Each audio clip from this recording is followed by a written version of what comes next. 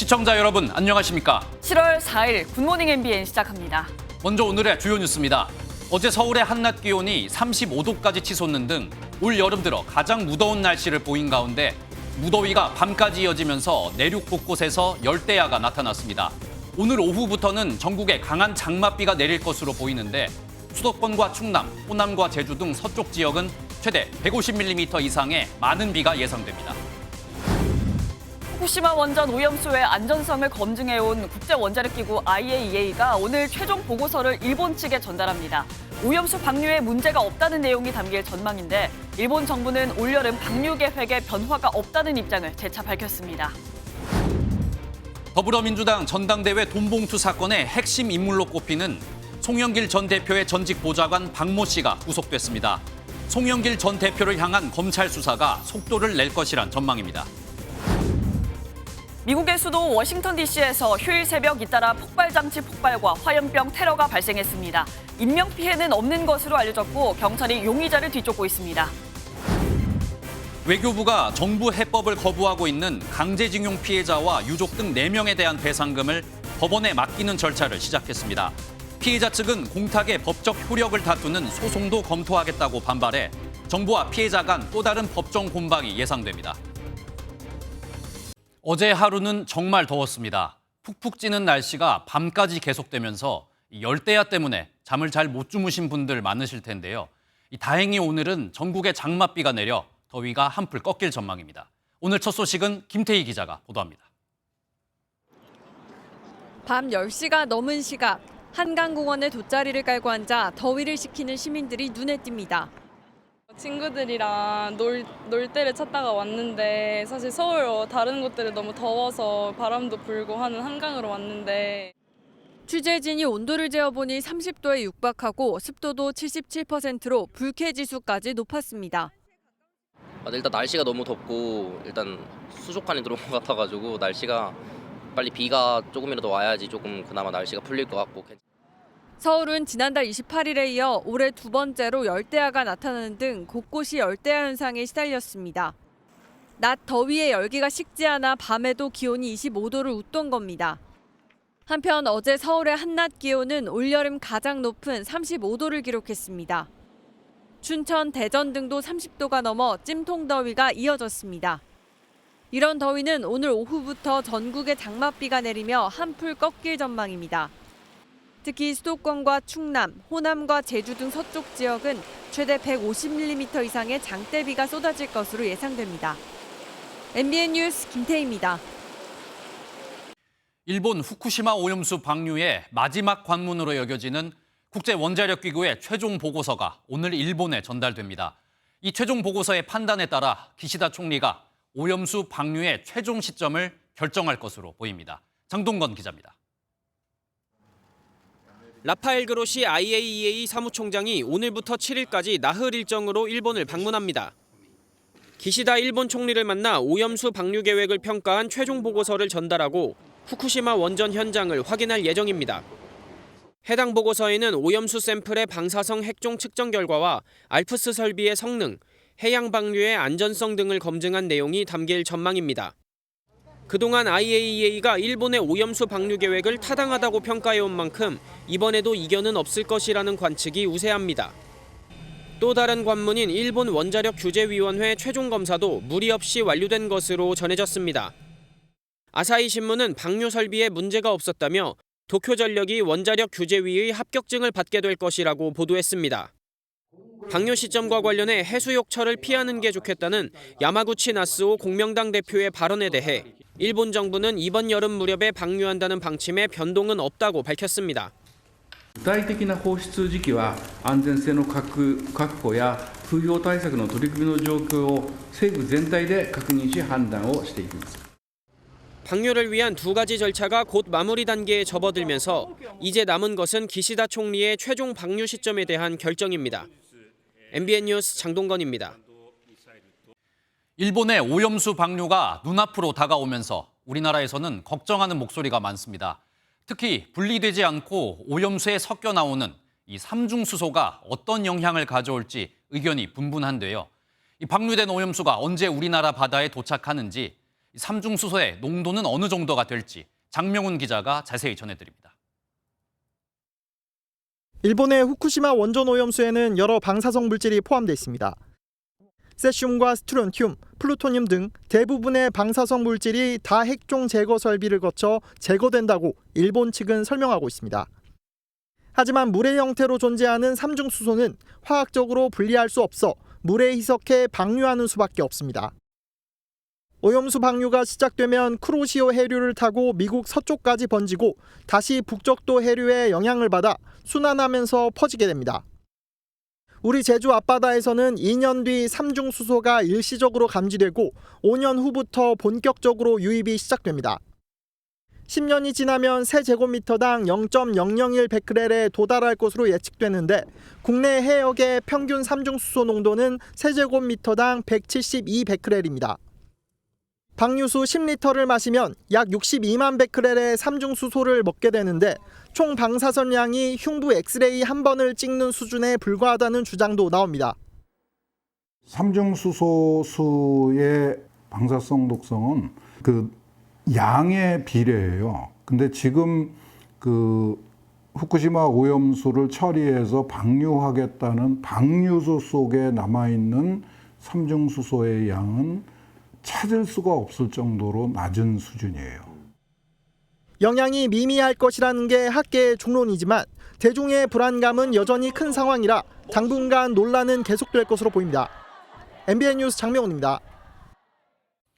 국제원자력기구의 최종 보고서 공개를 앞두고 우리 정치권의 신경전도 치열해지고 있습니다.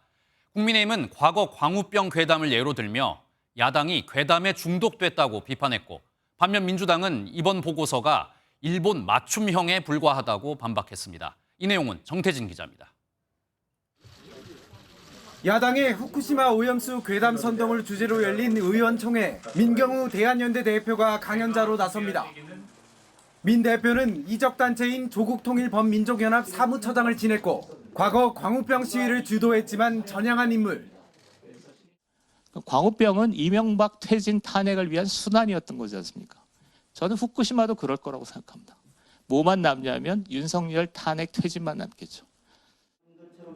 국민의힘은 민주당은 달콤한 괴담마약에 중독됐다며 강도 높게 비판했습니다. 집회 발언은 15년 전 미국산 소고기를 먹느니 청산가리를 마시겠다고 헛소리로 떠들던 광우병 사이비 종교 신봉자들의 모습. 당정 간담회를 열어선 국민들이 안심할 때까지 후쿠시마산 수산물 수입은 금지될 거라고 강조했습니다. 민주당은 IAEA 보고서 신뢰성에 의문을 제기하며 방류가 시작되면 수산물 수입은 어떻게 막을 수 있느냐며 날을 세웠습니다. IAEA 보고서는 객관적 보고서이기보다는 일본 맞춤형 보고서일 우려가 크고 과학적 보고서이기보다는 정치적 보고서일 우려가 크다는 것. 소속 의원들에게 출국자제와 비상대기령을 내린 여야는 보고서 결과에 따라 장외투쟁과 여론전 등 총력전에 나설 전망입니다. MBN 뉴스 정태진입니다. 2021년 더불어민주당 전당대회 돈봉투 살포 의혹에 휩싸인 송영길 전 대표의 전 보좌관 박모 씨가 어제 늦은 밤 구속됐습니다. 법원은 증거인멸 우려가 있다며 영장 발부 이유를 설명했습니다. 보도에 심가현 기자입니다. 민주당 전당대회 돈봉투 살포 의혹의 키맨으로 꼽히는 송영길 전 대표의 전직 보좌관 박모 씨가 구속됐습니다. 증거인멸 우려가 커 구속 수사가 필요하다는 검찰 주장을 법원이 받아들인 겁니다. 6,700만 원 살포 혐의 인정하십니까? 박 씨는 지난 2021년 4월 송 전 대표 당선을 위해 스폰서 김모 씨를 통해 현역 의원들에게 전달할 현금을 마련한 혐의를 받고 있습니다. 김 씨로부터 마련한 5천만 원을 포함해 6천만 원이 윤관석 의원에게 전달됐고 이 돈이 300만 원씩 나뉘어 민주당 의원 20명에게 흘러갔다는 게 검찰의 시각입니다. 송 전 대표의 후원 조직에 경선 컨설팅 비용을 대납하게 하고 컴퓨터 하드디스크를 교체한 혐의도 적용됐습니다. 검찰은 돈을 받았다는 현역 의원 20명을 특정했고 조만간 이들을 전부 소환한다는 방침을 세운 것으로 전해집니다. 최측근인 박 씨의 신병이 확보되면서 최종 수혜자로 꼽히는 송 전 대표를 향한 수사에도 탄력이 붙을 전망입니다. MBN 뉴스 심가현입니다. 윤석열 대통령이 김홍일 국민권익위원장과 차관급 인사들에게 임명장을 수여했습니다. 윤 대통령은 사람 평가하는 게 가장 중요하다며 업무 평가를 늘 정확히 해달라고 전했는데요. 대규모 인적 쇄신을 예고한 것이란 해석이 나옵니다. 황재원 기자의 보도입니다. 윤석열 대통령이 지난주 인사 발표한 차관급 13명과 나란히 섰습니다.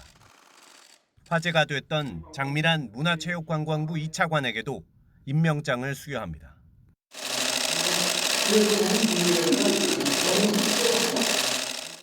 통상 총리가 주관하는 차관 임명장 수여식을 대통령이 주재하는 건 매우 이례적입니다. 그만큼 인사 쇄신에 대한 의지가 강한 건데 이어진 신임 차관과의 오찬에서도 윤 대통령은 가장 중요한 건 사람 평가라고 강조했습니다. 산하단체와 공직자들의 업무 능력 평가를 늘 정확히 해달라고도 언급했습니다. 이미 탈원전 정책 폐기에 비협조적이라는 지적을 받았던 환경부 1급 공직자 전원이 사표를 제출한 가운데 관가는 초긴장 상태입니다. 대통령실 핵심 관계자는 비서관이 차관으로 간 4개 부처 외에도 전 부처에서 평가와 쇄신 작업이 진행될 것이라며 인사 태풍을 예고했습니다. 윤 대통령이 국정 철학을 따라오지 못하면 인사를 과감하게 하라고 이미 지시했던 만큼 이번 인사 쇄신이 하위직까지 대규모로 이루어질 가능성도 커 보입니다. MBN 뉴스 황재원입니다. 여당 국민의힘이 KBS ETV 채널에 대해 공영방송으로서 함량 미달이라며 폐지를 주장했습니다. 야당은 수신료 분리징수에 이어 노골적인 공영방송 길들이기라고 지적했습니다. 보도에 이병주 기자입니다. 이른바 공영방송 정상화를 주장하는 국민의힘. 이번에는 방송통신위원회의 제어가 심사 결과를 문제 삼았습니다. KBS ETV가 전임 정부 시절 이 심사에서 점수 미달로 2차례 조건부 제어가를 받았다며 올 연말로 예정된 심사에서 같은 결과가 나온다면 폐지해야 한다는 주장입니다. 연속 3번에 해당된다면 이거는 3아웃 그거는 돼야 되지 않겠느냐 하는 게 저희들의 생각이라는 말입니다. 수신료를 재원으로 하면서도 재방송 비율이 45%에 달해 타 방송사보다 높다고 꼬집었고 1분기에만 적자가 425억 원에 달한다고 지적했습니다. 야당은 이 같은 움직임에 노골적인 공영방송 길들이기라거나 대응할 필요를 느끼지 못한다고 맞섰습니다. 수신료 분리징수 방송법 시행령 개정안도 이번 주 의결이 예고된 가운데 야4당은 언론 탄압이라며 공동 대응에 나섰습니다. 국민에게 돌아갈 피해는 아무런 관심이 없습니다. 방송사가 망가지는 것도 관심이 없습니다. 오로지 방송을 장악할 수 있느냐 없느냐. 야4당 공동대책위원회는 수신료 분리징수 추진 등이 입법기관인 국회를 무시하고 진행되고 있다며 국회의장을 만나 중재를 요청하겠다고 밝혔습니다. MBN 뉴스 이병주입니다. 민주노총이 어제부터 2주간의 총파업에 돌입했습니다. 민주노총은 개별 노조별로 하루나 이틀씩 간격을 두고 파업을 벌여 시민들의 피해를 최소화하겠다고 강조했습니다. 하지만 정부는 엄정 대응을 예고해 노정 간 충돌이 예상됩니다. 최돈희 기자가 보도합니다. 도심 오토바이 시위에 참여한 배달 노동자들이 도로를 메웠습니다. 택배와 콜센터 등 특수고용직 노조 집회를 시작으로 민주노총이 총파업에 돌입했습니다. 민주노총이 내건 총파업 목표는 정권 퇴진. 윤석열 정권 하에서 이렇게 살 수 없다는 절박한 외침이며 이대로 살 수 없다는 단호한 결심입니다. 민주노총은 노조 탄압 중단과 일본 오염수 방류 중단, 최저임금 인상, 공공요금 인상 철회 등을 요구하고 있습니다. 이번 총파업엔 전체 조합원의 3분의 1 수준인 40만 명가량이 참여할 것이라고 민주노총은 밝혔습니다. 총파업 기간 전국 곳곳에서 대규모 집회는 물론 보시는 것처럼 도심행진도 함께 진행될 예정입니다. 여기에 정권 퇴진을 요구하는 촛불 집회도 전국 시도별로 진행됩니다. 민주노총 최대 산별 노조이자 현대차 노조가 소속된 금속노조는 12일, 간호사와 간호조무사 등이 속한 보건의료노조는 13일 파업을 추진합니다. 민주노총은 하루나 이틀씩 파업해 불편을 줄이겠다는 입장이지만 보건의료노조는 무기한 총파업을 예고한 만큼 불편이 불가피해 보입니다. 이에 대해 정부는 엄정 대응을 예고했습니다. 현행법상 정해진 교섭 절차를 무시한 채 교섭 케이블을 박차고 나와 파업을 한다면 그것은 명백한 불법 파업이 될 것입니다. 경찰도 퇴근 시간 집회에 대해 금지 통보하는 한편 파업 기간 하루 최대 155개의 경찰 부대를 동원하기로 했습니다. MBN 뉴스 최돈입니다. 오늘은 전국에 다시 장맛비가 내리겠습니다. 이번에도 집중호우에 대비하셔야겠는데요. 김다영 기상캐스터 자세한 날씨 알려주시죠. 네, 오늘은 더위 대신 호우에 대비 잘해주셔야겠습니다. 오늘부터 내일 오전까지 전국에 강한 장맛비가 내리겠는데요. 현재 레이더 영상을 보시면 지금은 충남 서해안과 호남 지역에 비구름이 머물고 있고요. 오후에는 수도권 등 대부분 지역으로 비가 확 내리겠습니다. 특히 강한 비가 집중되는 시점을 보시면 호남은 오늘 낮과 내일 새벽에, 중부와 경북 북부 내륙은 오늘 밤부터 내일 새벽 사이에 시간당 최고 70mm 이상의 집중 호우가 쏟아지겠습니다. 취약 시간대에 집중되는 만큼 피해 없도록 각별히 유의하셔야겠습니다. 이틀 동안 예상되는 비의 양은 수도권과 충남, 호남과 제주에 최고 150mm 이상, 강원 내륙과 충북에도 120mm가 넘는 많은 비가 내리겠습니다. 이 시각 현재 기온 보겠습니다. 서울과 청주, 전주는 25도를 웃돌며 열대야 현상이 나타나고 있고요. 낮 기온은 서울 29도, 대전 28도, 광주는 26도로 어제보다 2도에서 6도가량 낮겠습니다. 날씨였습니다. 오늘 하루 중요한 일정을 소개해드리는 굿모닝 오늘입니다. 어떤 일정이 있는지 함께 살펴보겠습니다. 라팔 그로시 IAEA 사무총장이 일본을 찾아 기시다 후미오 총리를 만납니다. 후쿠시마 제1원전 오염수 방류 계획을 평가한 IAEA 최종 보고서를 전달하고 평가 내용을 설명할 예정입니다. 최저임금위원회가 오늘 10차 전원회의를 열고 내년 최저임금 논의를 이어갑니다. 노동계는 12,210원, 경영계는 9,620원을 각각 제시한 가운데 최저임금위원장이 반드시 수정안을 제출하라고 요청한 만큼 양측은 1차 수정안을 제시할 것으로 전망됩니다. 김진표 국회의장 취임 1주년 기자간담회가 국회에서 열립니다. 김 의장은 모두 발언에서 여야가 협치를 통해 국정을 이끌어가고 선거제도 개편에도 의견을 모을 수 있길 당부할 것으로 보입니다. 정부가 태어난 뒤 출생 신고가 안 된 아이들에 대해 전수조사에 나선 가운데 의심 사례가 계속 나타나면서 우리 사회를 충격에 빠뜨리고 있습니다.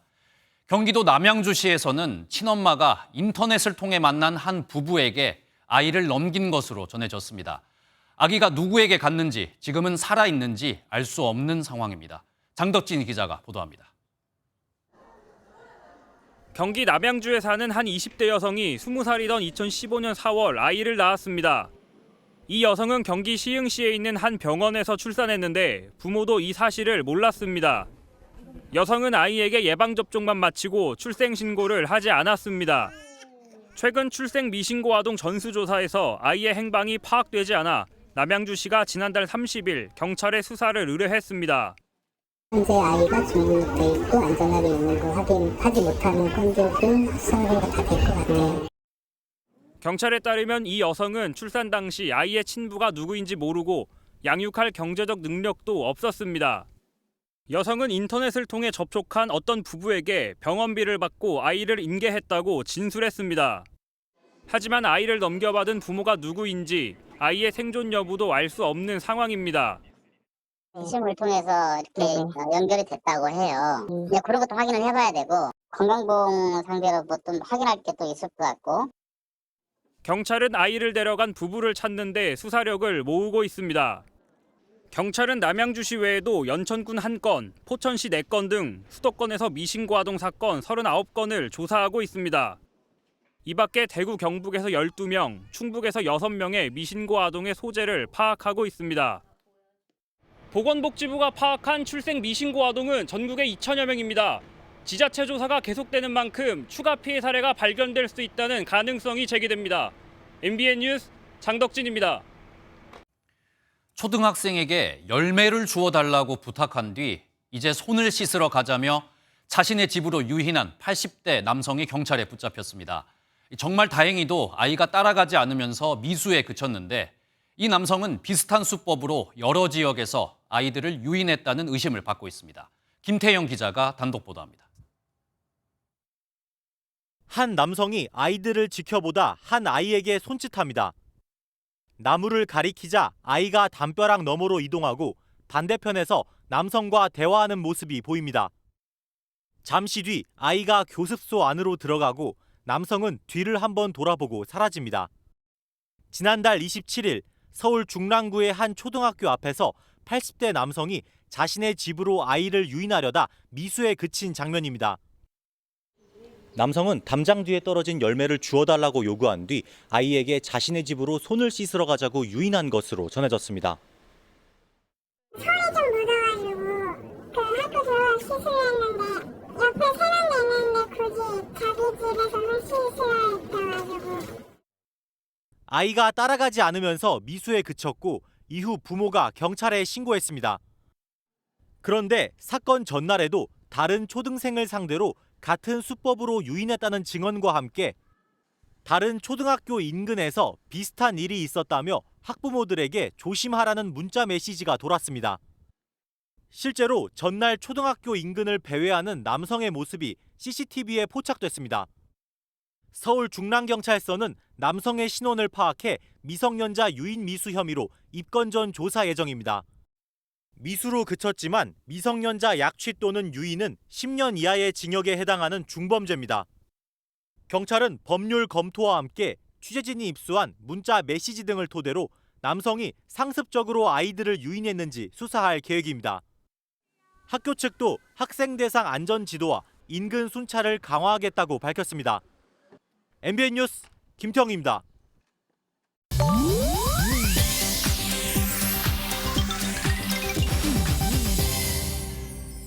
인터넷에서 화제가 되고 있는 소식들을 모아 전해드리는 인터넷 와글와글입니다.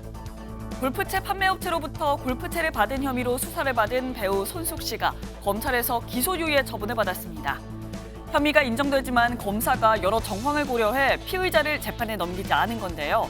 검찰은 수수한 금액이 많지 않고 고령의 초범인 점 등을 고려한 것으로 알려졌습니다. 앞서 손숙 씨는 2018년부터 2021년 사이 골프채 판매업체로부터 100만 원이 넘는 고가의 골프채를 받아 청탁금지법 위반 혐의를 받았는데요. 1999년 환경부 장관을 지낸 손 씨는 골프채를 받을 당시에도 공공기관에서 일한 것으로 알려졌습니다. 1944년생의 손 씨, 최근 넷플릭스 화제작 더글로리에 출연하기도 했죠. 손숙 씨는 자신이 청탁금지법 적용 대상이 되는지 몰랐다고 해명한 것으로 알려졌습니다. 최근 세균 감염으로 쓰러졌다 퇴원한 팝스타 마돈나, 많은 팬들의 걱정이 이어졌는데요. 외신에 따르면 마돈나가 후배 가수들과 경쟁하기 위해 과도한 연습을 하다 중환자실로 이송된 것으로 전해졌습니다. 64세의 마돈나는 최근 데뷔 40주년 월드 투어를 준비하다 결국 신체적 한계에 도달해 세균에 감염됐다는데요. 외신은 그가 테일러 스위프트, 핑크 등 젊은 디바들을 라이벌로 생각해 퍼포먼스를 보여주려 무리하다 결국 병원에 입원했다고 전했습니다. 지난달 24일 미국 뉴욕 자택에서 의식을 잃은 채 발견된 마돈나. 중환자실에서 치료를 받은 뒤 현재는 자택에서 요양치료를 받고 있는 것으로 알려졌습니다. 하루빨리 건강을 되찾고 멋진 무대로 복귀하길 바랍니다. 높은 곳에서 뚝 떨어지는 빠르고 아찔한 롤러코스터. 미국의 한 놀이공원에선 롤러코스터에 정말 아찔한 일이 벌어졌습니다. 최대 99m 높이의 롤러코스터 지지대에 균열이 생긴 채로 운영된 건데요. 방문객이 촬영한 영상을 보면 롤러코스터가 선로의 급커브 구간을 지나자 지지대 꼭대기 부분에 선명한 균열이 흔들흔들 거립니다. 최대 153km에 달하는 속도로 북미에서 가장 빠르다는 이 롤러코스터. 이름도 무시무시한 분노의 325라는데 자칫하다 정말 시민들의 큰 분노가 생길 뻔했습니다. 노스캐롤라이나주 샬럿에 있는 이 놀이공원 측은 지난달 30일부터 점검을 위해 이 놀이기구 운영을 중단했다고 하네요. 인터넷 와글와글이었습니다. 사교육 이권 카르텔과의 전쟁을 선포한 정부는 지난달부터 신고센터를 운영하고 있습니다. 지금까지 260건이 넘는 신고가 접수됐는데 수능 출제 관계자와 학원 강사 간의 유착이 의심되는 사례 2건이 경찰에 넘겨졌습니다. 보도에 김민수 기자입니다. 수능 출제 경력을 앞세워 문제집을 만든 업체의 홈페이지입니다. 2주 전까지만 해도 문제집의 특징으로 수능 출제자를 강조했는데 지금 살펴보니 사라졌습니다. 이런 변화는 사교육 카르텔 부조리 신고센터가 운영되는 동안 이뤄졌습니다. 지난달 22일 신고센터가 개설되고 지난 2일까지 접수된 신고 건수는 261건. 교육부는 이 가운데 실제로 충분히 의심할 만한 신고 내용이 12건 있었다고 밝혔습니다. 1차적으로 검토가 완료된 12개 사안에 대해 경찰청에 수사 의뢰 또는 공정거래위원회에 조사 요청을 하기로 결정하였습니다. 경찰에 수사 의뢰한 2건은 수능 강사가 출제 관계자를 만났다며 학생들에게 문제 유형을 언급했다는 의혹입니다. 수능 출제위원이 문제를 유출했는지, 이 과정에서 대가를 받았는지 여부를 확인할 것으로 보입니다.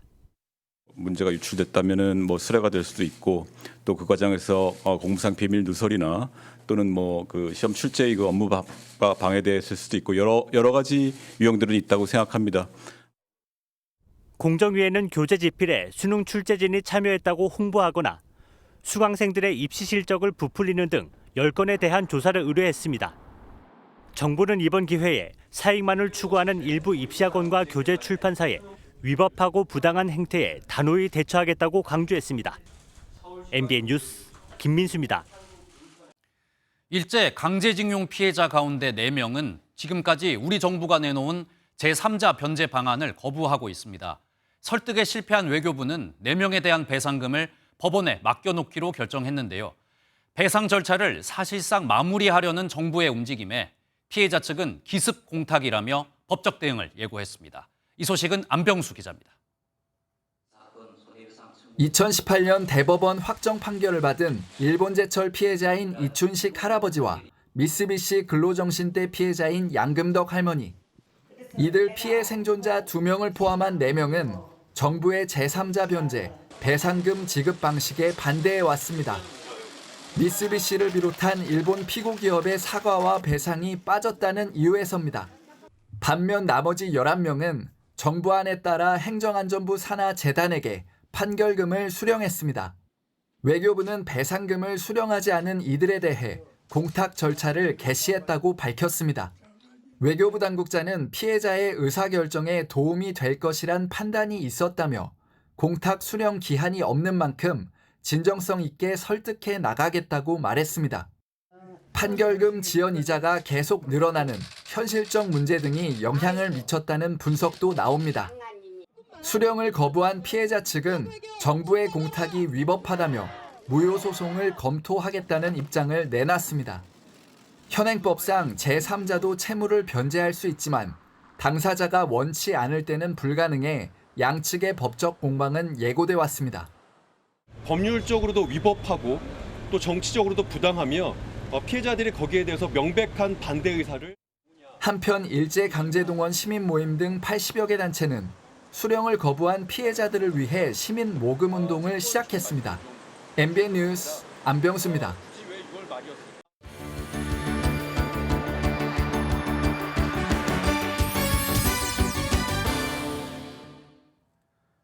굿모닝 월드입니다. 멕시코 한 작은 마을에서 열린 전통 결혼식 현장이 화제입니다. 신랑은 이 지역 시장님인데 새하얀 드레스를 입고 나타난 신부는 사람이 아닌데요. 그 정체를 확인해 보시죠. 순백의 드레스를 입은 악어가 입이 꽁꽁 묶인 채 한 남성에게 전달됩니다. 이곳은 멕시코 오아사카주의 산페드로 우아멜롤라라는 지역인데요. 영문도 모른 채 어리둥절한 표정의 악어와 이곳 시장 사이에 이색 결혼식이 열렸습니다. 신랑으로 나선 시장님, 새로 맞은 신부에게 연신 입맞춤도 전하는데요. 대지의 신으로 통하는 악어와 지역 지도자 간의 결혼은 인간과 신의 결합을 상징하는 지역의 오래된 전통이랍니다. 자연의 은혜에 감사하고 삶의 풍요를 기원하는 의식. 이색적이면서도 의미 가득한 축제 현장이었습니다. 최근 스웨덴에서 한 남성이 이슬람 경전인 쿠란을 불태웠습니다. 스웨덴 정부조차 난색인 가운데 당연히 이슬람 전역에선 난리가 나는데요. 다름을 인정하는 건 인류의 영원한 난제일까요? 지난 2일 파키스탄 카라치의 한 시위 현장입니다. 불에 활활 타는 스웨덴 국기를 짓밟고 선 남성. 현수막을 든 한 무리의 무슬림 남성들이 함께 목소리를 높이고 있는데요. 최근 스웨덴에서 한 남성이 쿠란을 불태워 논란을 일으킨 바 있는데 이에 대한 항의 시위가 파키스탄은 물론 이슬람 문화권 전역으로 확산하고 있습니다. 이라크 출신의 기독교인으로 알려진 해당 남성은 추가 행동까지 예고하고 있어 논란은 계속될 조짐인데요.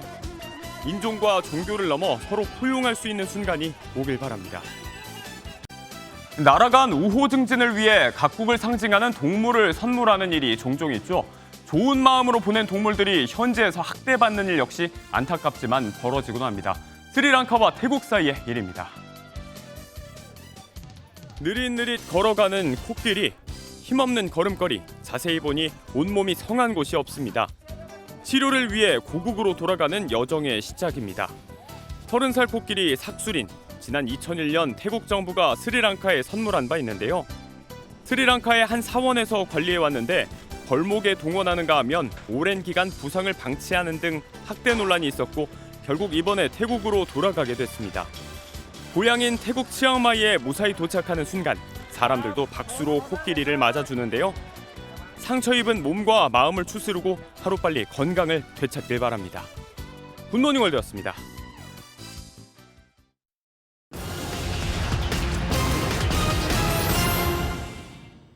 본격적인 장마철에 돌입하면서 시금치 등 일부 채소류 가격이 오른 것으로 나타났습니다. 최근 시금치 도매 가격은 4kg에 24,120원으로 지난주와 비교했을 때 32.2% 올랐습니다. 상추 도매 가격 역시 지난주보다 27.4% 상승했는데요. 시금치와 상추는 비가 오면 공급량이 줄어 가격이 오르는 경향을 보이는데 같은 이유로 오이 가격 역시 21.8% 올랐습니다. 최근 라면과 과자, 빵 가격은 내렸지만 아이스크림의 가격은 또 올랐습니다. 지난 5월 아이스크림의 소비자 물가 지수는 지난해 같은 달보다 5.9% 상승했습니다. 지난해 13% 오른데 또 6% 가까이 오른 건데요.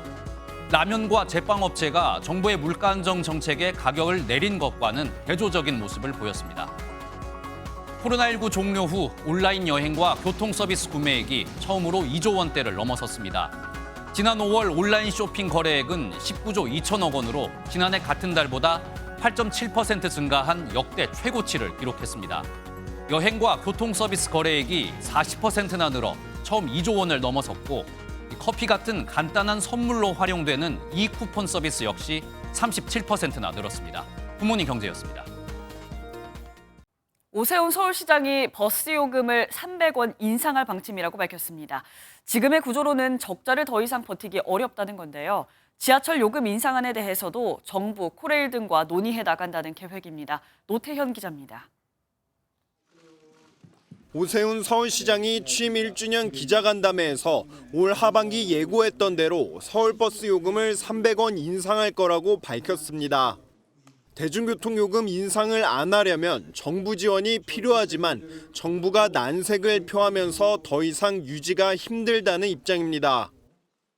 중앙정부에 특히 기재부에 SOS를 쳤습니다마는 돌아온 답변은 법적 근거가 없다. 이런 아주 냉정한 더 이상 버티기 힘든 적자 구조 때문에 어려운 결단을 했고요. 8년간 요금을 유지하고 있는 서울시내 간선 지선버스의 성인 교통카드 요금은 1,200원. 요금을 300원 올리면 현재 연간 8,500억 원 정도의 적자 규모를 3천억 원가량 줄일 수 있을 것으로 보입니다. 지하철 요금도 300원 인상하는 걸 고려하고 있는데 코레일이 두 차례로 나눠 인상하자고 하면서 세부 시기 등을 논의하고 있습니다. 300원을 계속 올린다는 입장에는 변함이 없고요. 이제 다만 인상 시기를 조절을 해서 최대한 정부의 부담을 덜어드린다 하는 취지에서는 서울시는 이달 중순 대중교통 요금 조정을 위한 물가대책위원회를 열고 요금 인상안을 결정한다는 계획입니다.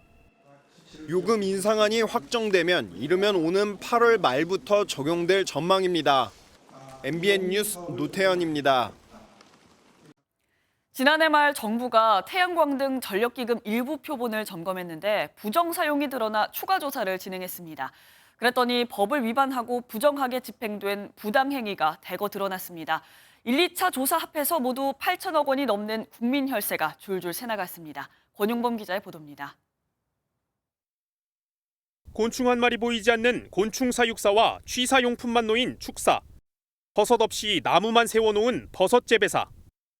태양광 농축산물 생산시설로 위장해 부정 대출에 악용됐던 곳입니다.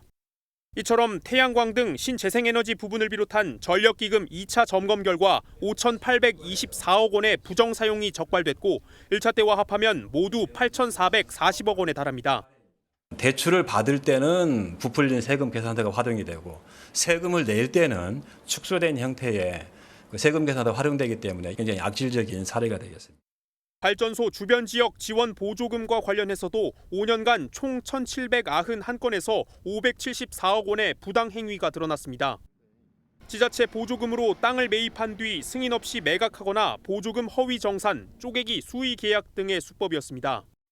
국무조정실은 문재인 정부 당시 12조 원이 투입됐지만 점검은 미흡했다며 제도 개선과 추적, 사후 관리를 추진할 것이라고 밝혔습니다. MBN 뉴스 권용범입니다. 포인트 적립이나 할인 혜택이 많아 소비자들에게 인기가 많은 알짜 카드들이 잇따라 단종되고 있습니다. 카드사들이 수익성이 나빠지자 혜택이 좋은 카드부터 없애고 있는 건데요. 소비자들 불만이 커지고 있습니다. 최은미 기자의 보도입니다. 결제 금액의 최대 2.5%를 포인트로 돌려받을 수 있는 현대카드를 사용하는 A씨. 단종 소식에 허탈함이 앞섭니다. 네, 이 카드를 너무 잘 썼는데 또 다시 무슨 카드를 또 찾아야 될지 잘 모르니까 그게 좀 힘들고 어려워요. 신한카드와 KB국민카드, 롯데카드 등도 자사의 대표적인 인기 카드 발급을 중단시켰습니다.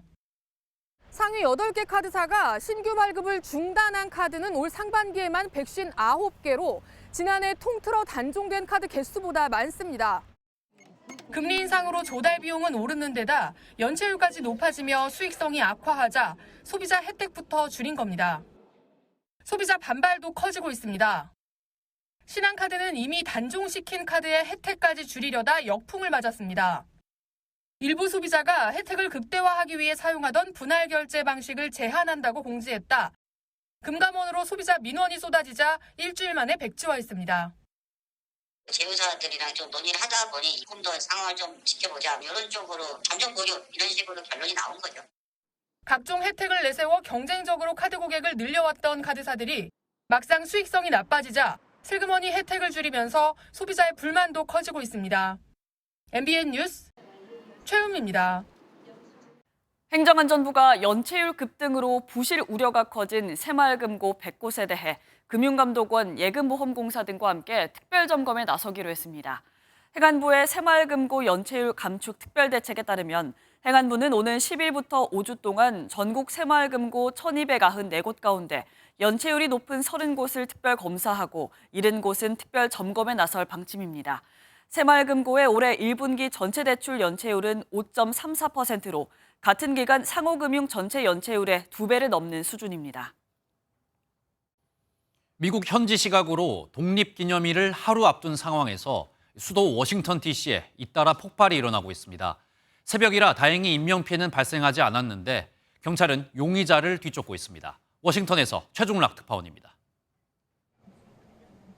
현지 시각 3일 새벽 4시 30분쯤 워싱턴 DC 북동쪽 한 은행 앞 보도에서 폭발 장치가 터졌습니다. 6분 후에는 한 스포츠 매장 앞에서도 폭발음이 울렸습니다. Most of the debris has been swept away. There's still structural damage to the door here. 그로부터 9분 후 이번에는 대형마트에 화염병 모양의 물체를 누군가 던지고 달아났습니다. 경찰은 CCTV에 찍힌 용의자와 메릴랜드주 번호판이 달린 차량을 공개했습니다. 다행히 모두 문을 닫은 시간이어서 인명피해는 없었습니다. 경찰은 일반 대중이 아닌 상업시설을 표적 삼아 공격한 것으로 보인다며 $20,000, 약 2,600만 원의 현상금을 내걸고 용의자를 쫓고 있습니다. 독립기념일을 하루 앞두고 미국의 수도인 워싱턴 DC에서 테러가 발생하면서 주요 관광지에서는 경비가 강화됐습니다. We work very closely with Metropolitan Police Department, U.S. Capitol Police, a full complement of local and federal law enforcement partners. 독립기념일을 하루 앞두고 이곳 백악관 앞에도 평소보다 많은 관광객들이 몰리고 있습니다. 워싱턴에서는 대규모 불꽃놀이 행사를 앞두고 긴장감도 커지고 있습니다. 워싱턴에서 MBN 뉴스 최중락입니다. 교통 검문을 피하려던 알제리계 10대 소년이 경찰 총에 맞아 숨진 사건을 계기로 시작된 프랑스 시위가 소강 상태에 접어들었습니다. 프랑스 내무부는 현지 시간으로 3일 기준 밤사이 157명을 체포했다고 밝혔는데 시위가 절정이던 지난달 30일 1,311명, 다음 날 719명이 경찰에 붙잡혔던 것과 비교하면 숫자가 크게 줄었습니다.